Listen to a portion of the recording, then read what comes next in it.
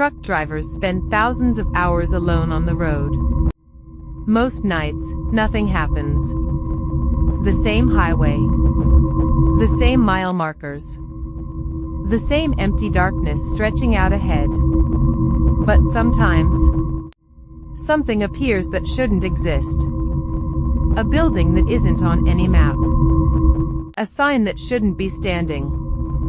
A voice that knows tomorrow before it happens. Tonight's 3 stories come from different drivers, different roads, and different years. Yet somehow, they all seem connected. None of them found an answer. And by the 3rd story, you probably won't either. 300 pounds. That's how much heavier my truck was when I rolled off that exit ramp than when I rolled onto it. Same load. Same straps. Nothing added. Nothing removed. Here's the part one still can't explain. I drive the same overnight haul twice a month. A stretch of interstate that cuts through nearly 90 miles of nothing. No towns. No gas stations. No real lights. Just mile markers and tree line. That night started normally. I loaded at the depot, checked the paperwork, and pulled out a little after 11. Around mile 60, the fog rolled in. Not thick enough to stop traffic, just thick enough to make the world feel smaller. Headlights became smears instead of beams. Road signs appeared out of nowhere and vanished just as quickly. I turned the radio down and focused on the road. Then I saw the sign. Way station open. I actually frowned when I read it. Because I know that route. I've run it for 6 years. There is no way station on that stretch. The nearest one is 40 miles farther north. And it's never open that late. I checked the GPS. The building looked old. Not newly built. Not temporary. Old. Like it had been there for years. The map showed nothing. Just highway. Trees. Empty land. No state facility. No Everything service road. carries me to you. No way As station. if everything that exists. Yet I could see the lights through the windshield. Light. Bright enough metals, to cut through the fog. The little boats that sail Waiting for toward me. those isles of yours that So wait I for pulled me. in. Because when a way station is Uh-huh. open and waving trucks in, If you don't little by ignore little you it. stop loving The me, attendant was an older I guy. shall stop loving you. Gray hair. Little by little. Clipboard. If Reflective suddenly you vest. forget me, Nothing do not look for unusual. me, At least for I not at shall already first. have forgotten you. He walked around the trailer once. If you think it long Checked the and seal. mad, the wind of banners Looked that at the passes through my paperwork. life, Then and you came back decide to to the leave me window. at the shore of the hot water. 34,500, he said. Remember I laughed. that on that day, My paperwork At said that hour, 34,200. I shall lift my arms, Exactly. and my roots will set I off told to him seek that. another land. He looked down at the clipboard again. Not confused. Not surprised. Just patient. Like he was waiting for me to catch up. 300 over, he said. You picked something up somewhere. The way he said it bothered me. Not because of the words. Because of the certainty. No joking. No accusation. Just a statement. His eyes never left the trailer. Not once. Not me. Not the paperwork. The trailer. Like he was watching for movement. I told him I hadn't stopped once all night. He didn't answer. Just stared into the fog behind the truck. Then finally said, "Drive safe," and waved me through. As I pulled away, I checked the mirror. The attendant hadn't moved.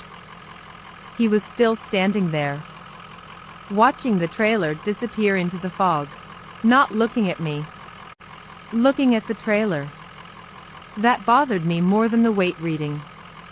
About 10 miles later, something felt different. Not enough to trigger alarms. Not enough to prove. Just enough to notice. The truck felt sluggish. Every hill felt steeper. Every acceleration felt delayed. Like I was carrying a little more weight than I should have been. I kept checking the mirrors. Everything looked normal. The load was secure. The seal was intact. Nothing appeared out of place. Yet I couldn't shake the feeling that there was something back there that hadn't been there before. 40 miles later, I reached the railway station. The one that actually exists. The one that's marked on maps. The one I've used for years. I rolled onto the scale and waited. The display flashed.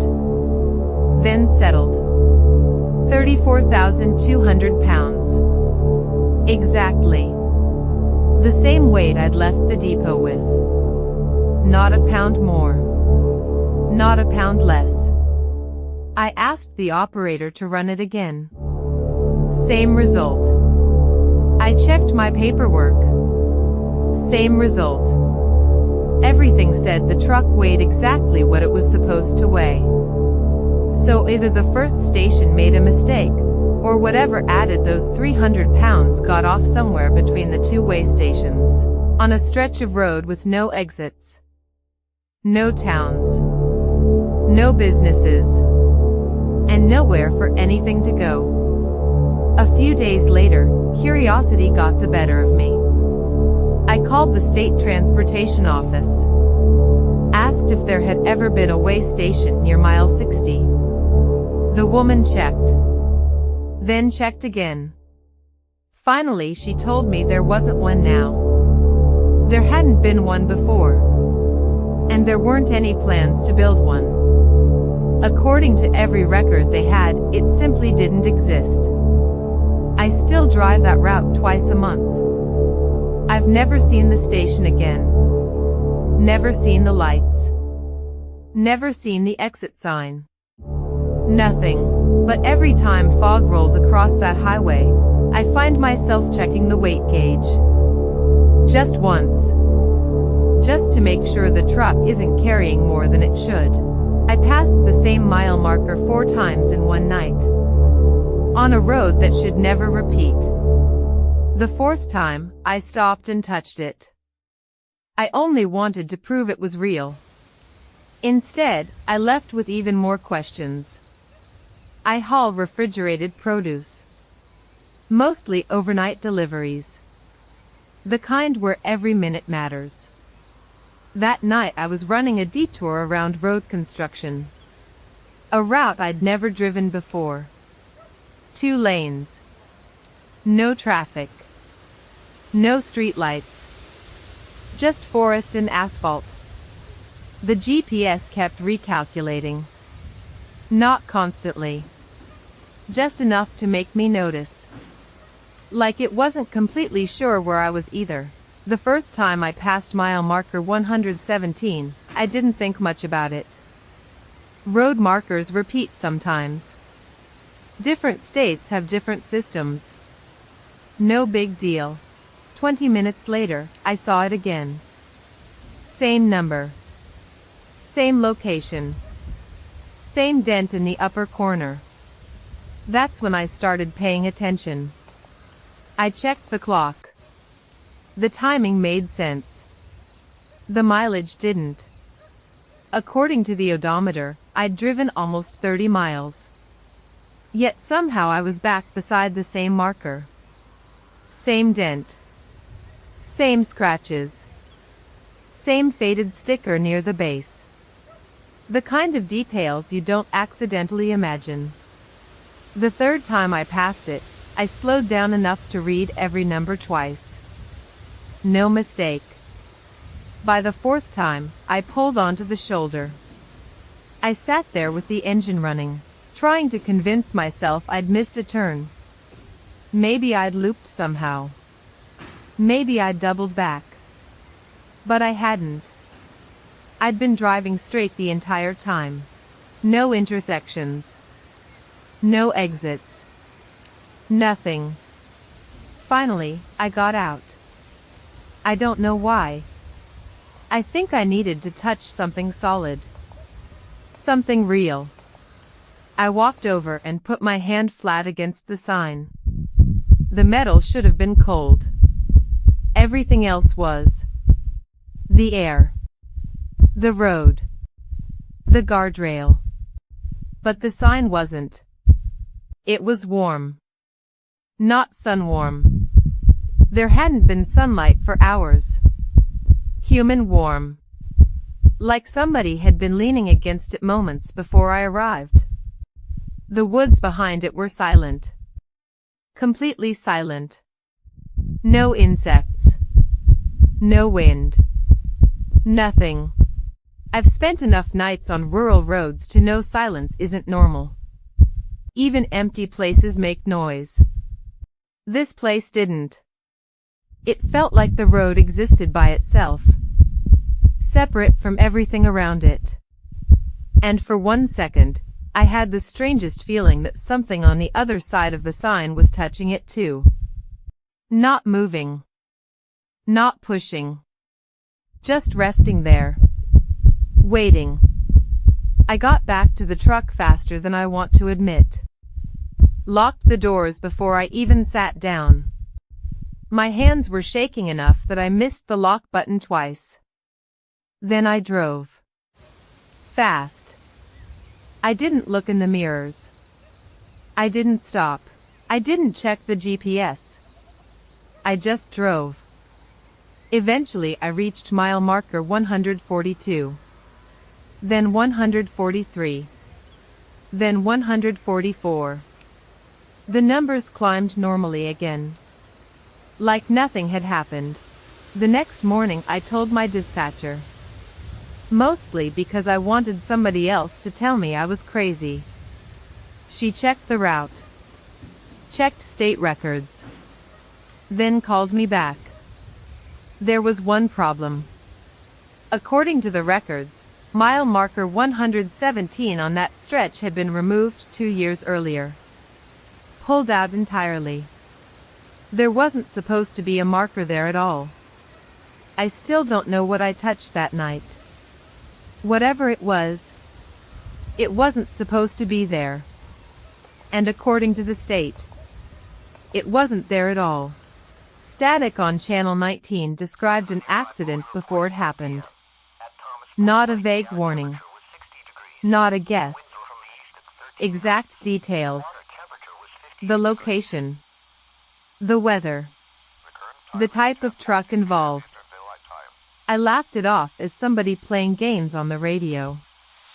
22 hours later, I almost drove straight into it. I'm not going to use my real name for this one. You'll understand why by the end. I was hauling overnight through a stretch of state highway that gets almost no traffic after midnight. The kind of road where you leave the CB on just to hear another human voice. Most nights it's nothing but static. Maybe a weather report. Maybe another driver complaining about construction. Nothing unusual. Around 2 in the morning, a voice suddenly cut through the noise. Clearer than it should have been. Clearer than anyone should sound on that road. Watch yourself past the curve before the river bridge. The voice sounded exhausted. Not scared. Not panicked. Just tired. Like it had delivered the same warning too many times before. Then it continued. Black ice. Jackknifed reefer truck. Blocking both lanes. A short pause. Then, blue trailer. I reached for the microphone. Who is this? No answer. What's your location? Nothing. Just static. The channel went dead again. I figured somebody was messing around. Or maybe another transmission had bled across frequencies. That happens sometimes. Still, one detail stuck with me. The blue trailer. That's oddly specific. Most people wouldn't mention the color. Not in a warning. Not unless they'd actually seen it. By sunrise, I'd forgotten about it. The next night, I was back on the same route. Same truck. Same road. Almost the same time. The temperature had dropped. The highway was empty. And as I approached the river bridge, I remembered the transmission. Just for a second. Then I saw it. The black ice. My steering wheel went light. The trailer shifted. And around the curve, there it was. A reefer truck stretched across both lanes. Jackknifed. Blocking the entire road. Exactly where the voice said it would be. I slammed the brakes. The ABS kicked in. The trailer fought for traction. For a moment I thought I was going straight into it. Then the truck stopped. 15 feet away. 15 feet. That's all that separated me from becoming part of the accident report. Less than the length of my trailer. I sat there gripping the steering wheel so hard my hands hurt. Looking at the wreck. Trying to understand what I'd just seen. Then my eyes landed on the trailer. Blue. Exactly the shade the voice had described. That's when coincidence stopped being an explanation. A state trooper arrived later and took statements. When I told him about the radio transmission, he didn't laugh. Didn't look surprised. Didn't even ask me to repeat myself. He just nodded. Like he'd heard it before. I asked him if he believed me. He took a long look at the road. Then said, "More drivers hear it than report it." I waited for him to smile. He didn't. The channel's been doing that for years. I honestly didn't know how to respond. Finally I asked, "What happens if somebody hears the warning and tells another driver?" The trooper looked at me for a few seconds. Then said something I still think about. "Nobody's been able to test that." I frowned. "What do you mean?" He glanced toward the wreck. Then back at me. "The accident always happens to the driver who heard the warning." For a second, neither of us spoke. The wind pushed across the highway. The emergency lights flashed against the ice. And suddenly the whole road felt colder. Eventually he walked away. I never got another explanation. Maybe there isn't one. I still keep the CB on. Most nights it's nothing but static. But every now and then, late enough that the road feels empty and the sky feels too dark, I hear a voice starting to break through the noise. The moment that happens, I switch channels. Maybe the warning only works if you hear the whole thing. And maybe that's exactly what I'm afraid of finding out. 3 drivers. 3 roads. 3 events that shouldn't have happened. A way station that doesn't exist. A mile marker that was removed years ago. A voice that knows tomorrow before it arrives. But maybe those aren't the strangest parts. The strangest part is that each driver met someone who acted as though the impossible was completely normal. The attendant. The dispatcher. The trooper. None of them seemed surprised. Almost as if they'd seen it before. Or expected it. If you've ever experienced something strange on a lonely road, leave it in the comments. Some of the best stories on this channel started exactly that way. And if you notice the connection hidden between all 3 stories, you're paying closer attention than most. Drive safe.